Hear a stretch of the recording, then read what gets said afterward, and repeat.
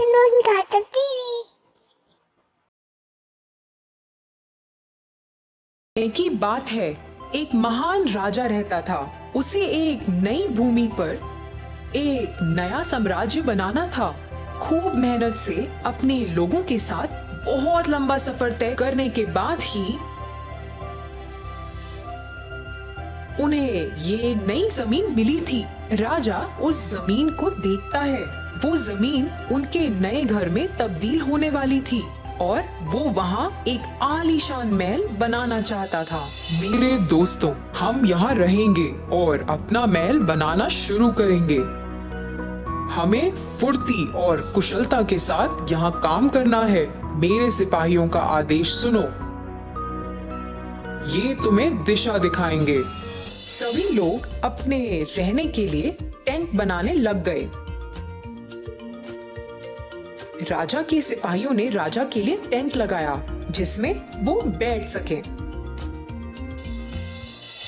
फिर उसने अपने खास सिपाही को बुलाया।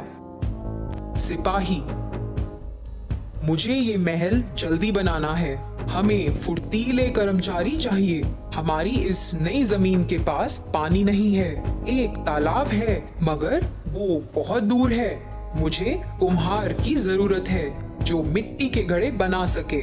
इन घड़ों में हम पानी रखेंगे।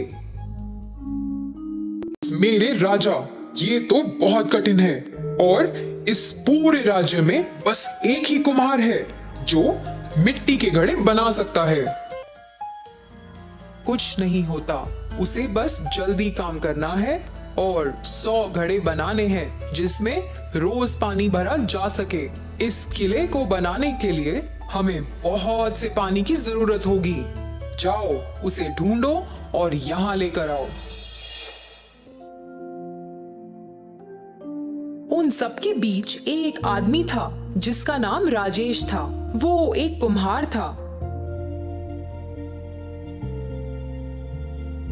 वो अपनी छत लगा ही रहा था जब राजा का खास सिपाही वहां अपने सिपाहियों के संग आया।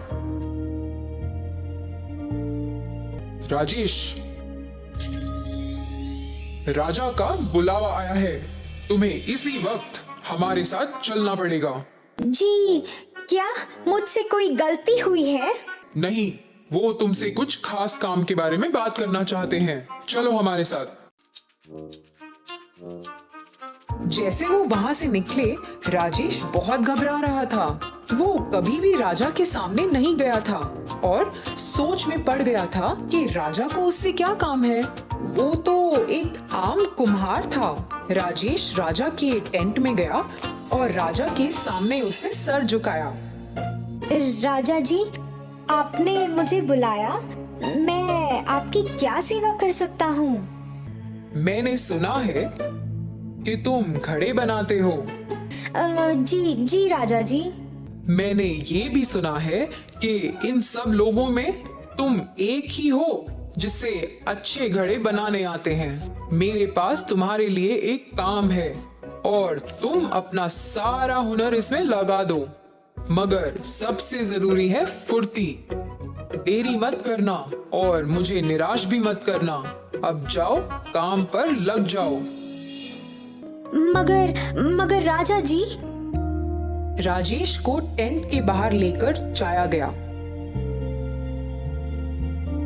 और उसे अपना काम शुरू करना था।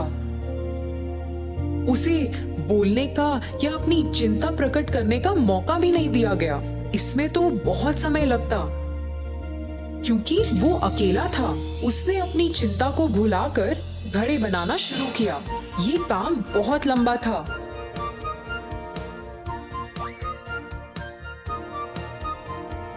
और बहुत समय भी लेता था।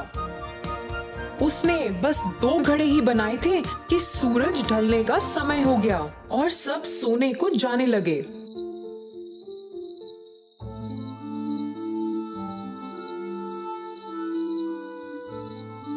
अगले दिन जैसे ही सुबह हुई, वो खास सिपाही राजेश के टेंट में गया। राजेश, जल्दी उठो।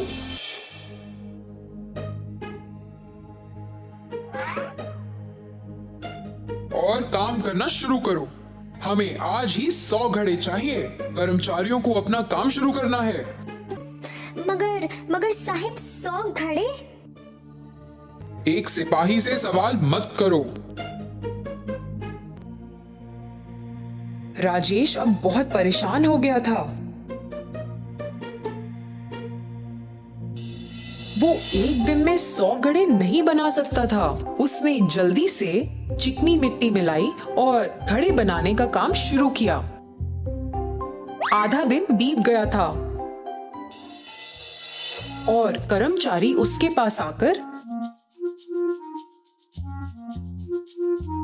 घड़े लेने लग गए। उसने मुश्किल से कुछ ही घड़े बनाए थे, पर वो सब उसने उनको दे दिए, जिसमें वो थोड़ा पानी तो ला सके। सिपाही ने राजेश को वो थोड़े से घड़े कर्मचारियों को देते देखा। अगर तुमने फुर्ती नहीं दिखाई तो तुम मुसीबत में पड़ जाओगे। राजा ने तुम्हें हुक्म दिया है और तुमने अगर इसका पालन नहीं किया तो मैं स्वयं तुम्हें राजा के पास लेकर जाऊंगा। राजेश काम कर ही रहा था और सिपाही के वहां से जाने के बाद राजेश इतना गुस्सा हो गया कि उसने लाठी से बनाए हुए सभी घड़ों को स्वयं तोड़ने लगा। मुझे इन घड़ों से नफरत है। मैं 100 के 100 घड़े तोड़ दूंगा। राजा पास ही की एक पहाड़ी पर खड़ा था। वो सभी लोगों को देख रहा था और सोच रहा था कि उसका नया किला कैसा होगा। एक ही चीज खराब थी कि पानी का ठिकाना वहां से बहुत दूर था और राजा इस बात से बहुत परेशान था। उसने गुस्से से अपने नौकर को बुलाया। उस कुम्हार का क्या हुआ? वो इतना धीरे क्यों काम कर रहा है? राजा जी, वो अकेला ही है जिससे घड़े बनाने आते हैं। वो अकेले ही 100 घड़े बनाने की कोशिश कर रहा है, जिससे अपने कर्मचारी किला बनाना शुरू करें। उसके बिना कुछ काम नहीं हो पाएगा। आपके कर्मचारी तो उस तालाब से पानी भी नहीं ला पाएंगे। वो सुबह नहा भी नहीं सकते, खाना बनाकर खा भी नहीं सकते। यहाँ तक कि लोग अपने बच्चों का ख्याल कैसे रख पाएंगे? किले का तो छोड़िए राजा जी, पानी के बिना जीना भी मुश्किल है। राजा ने अपने नौकर की बात पर गौर फरमाया। उसने बाहर आसमान की ओर देखा और सोचा, हाँ, ये तो सच बोल रहा है। ऐसे तो कुछ नहीं हो पाएगा उस कुमार के बिना। वो तो इस राज्य के लिए सबसे जरूरी है। अगर उसने घड़े बनाना छोड़ दिया तो यहाँ सारा काम रुक जाएगा। देखो, तुम मुझे इसी वक्त उस कुम्हार के पास लेकर चलो।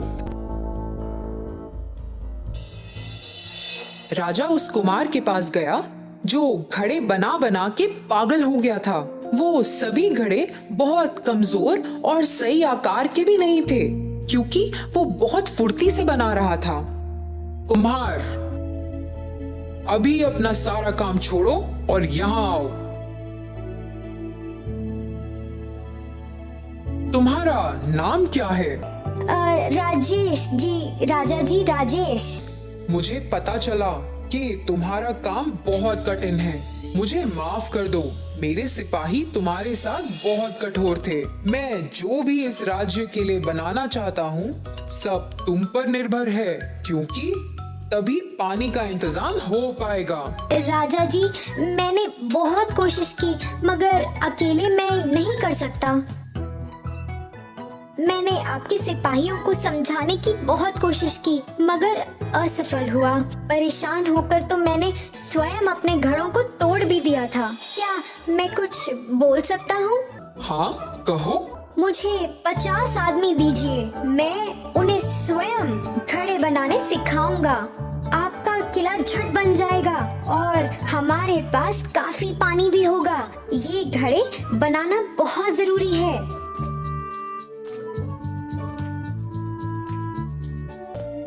जल्द ही राजा ने 50 आदमियों को इकट्ठा करने का आदेश दिया।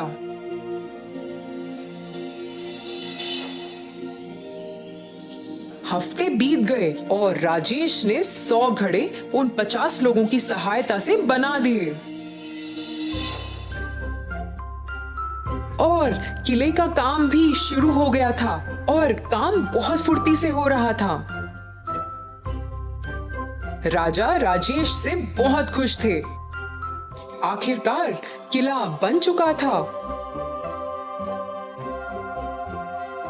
और फिर सभी लोग अपने नए घर में रहने लगे। फिर एक दिन राजा ने राजेश को अपने दीवाने खास में बुलाया। राजेश, मैंने तुम्हारा शुक्रिया अदा करने के लिए तुम्हें यहाँ बुलाया है। मैंने तुम्हें और तुम्हारे काम को बहुत ही आम समझा था। तुम्हारे इस काम के लिए मैं तुम्हें इनाम में सोने के सिक्के देना चाहता हूँ। शुक्रिया जी, शुक्रिया राजा जी। मैं ऐसे ही आपके लिए जी जान से काम करता रहूंगा।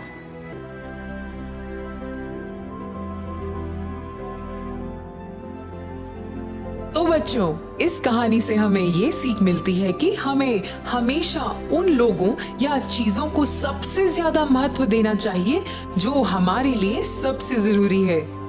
धन्यवाद।